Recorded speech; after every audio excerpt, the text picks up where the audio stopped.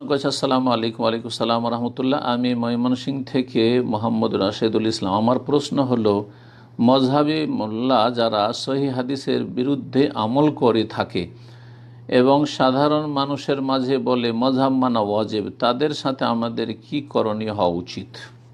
তারা রোগী, অসুস্থ রোগী মানুষের সাথে ডাক্তার যারা শরীরের চিকিৎসক তারা কি আচরণ করে? তাদের মায়া মমতা করে, তাদের হিতাকাঙ্ক্ষী হয়, তাদের ভালো চিকিৎসা করার ব্যবস্থা করে, তাদেরকে রোগ থেকে আরোগ্য করার আপ্রাণ চেষ্টা করে। যদি ভালো যদি আন্তরিক ডাক্তার হয় তাহলে ঠিক তেমনই আপনিও একজন সহি আকিদার মানুষ, মাশাআল্লাহ, কোরআন সুন্নাহর অনুসারী মানুষ, মাশাআল্লাহ, অথবা তালেব ইলম একজন আলেম, সুতরাং আপনি এই রোগীদের যারা দিনের ক্ষেত্রে, ইমান ইসলামের ক্ষেত্রে রোগী, তাদের জন্য হিতাকাঙ্ক্ষী হবেন, দরদি হবেন, তাদেরকে রোগমুক্ত করার চেষ্টা করবেন।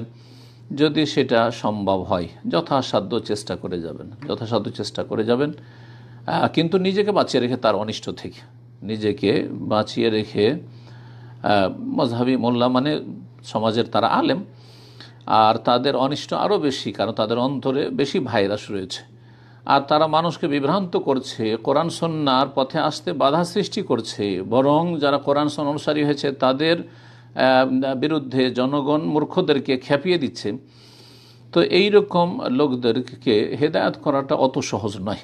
আল্লাহ রাব্বুল আলামিন বিশেষ রহমত না হলে সাধারণত বিদাতি মোল্লাগুলি হেদায়েত হয় না, তাদের মগজে ভাইরাস ঢুকে থাকার কারণে, এবং তাদের মধ্যে তাকাব্বুর, অহমিকা কাজ করছে, যার ফলে সুতরাং তাদের হেদায়েত নসিব হয় না। তো আপনি চেষ্টা করে যাবেন যদি সম্ভব হয়, আর যদি চেষ্টা করে সম্ভব না হয় দেখছেন, তাহলে তার অনিষ্ট থেকে নিজেকে বাঁচিয়ে রাখবেন, নিজের পরিবারকে বাঁচিয়ে রাখবেন, নিজের আপনজন প্রিয়জনদেরকে বা যারা জনগণ তাদেরকে সতর্ক সাবধান করার চেষ্টা করবেন। আল্লাহ রাব্বুল সকলকে হেদায়েত দান করুক।